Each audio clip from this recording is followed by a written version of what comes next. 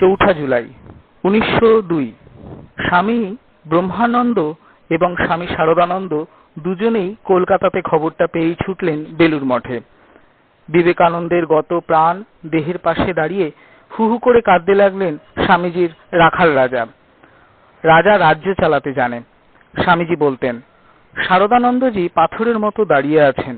তিনি রামকৃষ্ণ মিশনের সম্পাদক। মাথার উপর থেকে ছাতা চলে গেল। স্বামীজির শরীর ক্রমশ খারাপ হচ্ছিল। প্রথম হার্ট অ্যাটাক হয় লন্ডনে 1895 সালে। সেদিনের বর্ণনা দিয়েছেন স্বামীজির মধ্যম ভ্রাতা মহেন্দ্রনাথ। ইদানিং পা ফুলছিল, দুটো কিডনি নষ্ট হয়ে গেছে, একটা চোখ চলে গেছে ডায়াবেটিসে। এই দিনটার মুখোমুখি একদিন হতে হবে গুরু ভাইরা জানতেন, তবে সেটি যে এত তাড়াতাড়ি আসবে কে জানতো। বয়স তো মাত্র 39 বছর। স্বামীজি প্রায়ই বলতেন, I shall never live to see 40। তাই হলো। নিবেদিতা মাস দুয়েক আগে চিঠি লিখে জানতে চেয়েছিলেন কেমন আছেন। উত্তরে স্বামীজি লিখেছিলেন, এত কাজ করতে হয় যে বুঝতে পারি না কেমন আছি, আর বুঝতেই যখন পারি না তখন ধরে নিতে হবে আমি ভালোই আছি। শারদানন্দজি একটি চিরকুট লিখে মঠের একটি ছেলেকে দিয়ে বললেন, যাও নিবেদিতাকে এটি দিয়ে এসো। চিরকুটে লেখা, he is no more, he went to bed at 9 PM, never to wake up again. Bosepara lane তখন অঘরে ঘুমোচ্ছেন। এমনই সময় দরজাতে কে এত জোরে কড়া নড়ে।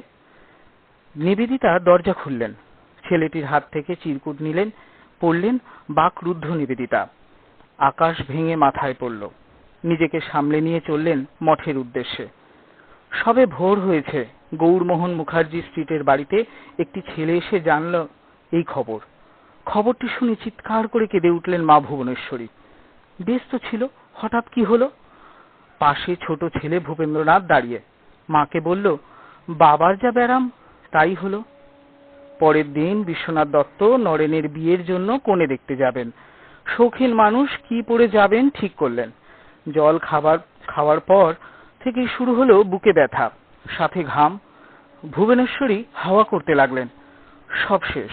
চলে গেলেন বিশ্বনাথ। বয়স মাত্র 48 বছর। বেলুড় মঠে নিস্তব্ধতা। মাদ্রাজ শশী মহারাজ দেখলেন সামনে স্বামীজি দাঁড়িয়ে। Shashi, I simply spat my body out. শরীরটাকে থুথু করে ফেলে দিয়ে চলে যাচ্ছি। প্রমাদ করলেন রামকৃষ্ণানন্দজি। স্বামীজির খুব ইচ্ছে ছিল এই নামটি নেবার, কিন্তু বন্ধুর দাবির কাছে হার মেনেছিলেন। তখনকার দিনে তো যোগাযোগ ব্যবস্থা এখনকার মতো নয়। কলকাতাতে খবর পৌঁছলো দুদিন পরে। বিবেকানন্দের মৃত্যুর সংবাদ ছেপেছিল দ্য স্টেটসম্যান পত্রিকা, খুবই আন্তরিকভাবে। 2024-এর চৌঠা জুলাই বিবেকানন্দের প্রাসঙ্গিকতা একই রকম আছে, বরং অনেক বেড়েছে। স্বামীজির বাণী আমাদের উৎসাহিত করুক, পৃথিবীতে একজনের মনে যদি একদিনের জন্য শান্তি আনতে পারো তবে তা সত্যি, বাকি সব ঘোড়ার ডিম। প্রণাম স্বামীজি। এই তথ্য আপনাদের ভালো লাগলে অবশ্যই আমাদের কমেন্ট বক্সে জানাতে ভুলবেন না কিন্তু। এমন আরো ইন্টারেস্টিং ভিডিও দেখতে আজই ফলো করুন আমাদের ফেসবুক পেজ অজানা অচেনা। আমাদের একমাত্র ইউটিউব চ্যানেল অজানা অচেনা সাবস্ক্রাইব করতে ভুলবেন না কিন্তু। অজানা অচেনা, অজানাকে জানুন, অচেনাকে চিনুন।